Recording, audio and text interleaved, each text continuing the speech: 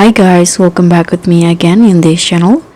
So in today's tutorial, I'm going to show you how you can carry more Brainrots in Escape Tsunami. So in Escape Tsunami for Brainrots, your default carry limit is tiny. For starter, you can only carry one Brainrots when you go to the area. And in here, I'm going to show you the upgrade location and how you can carry more than one Brainrots.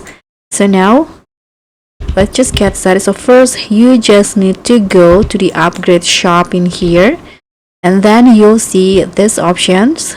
You can add one carry.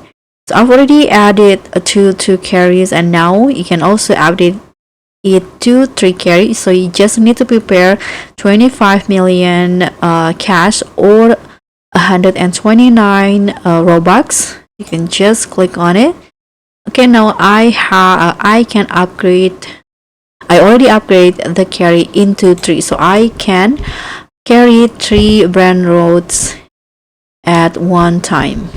So let's try in here. Let's carry this one, for example, and then this one. Okay, I've already carried 2. And you can also repeat it if you have more.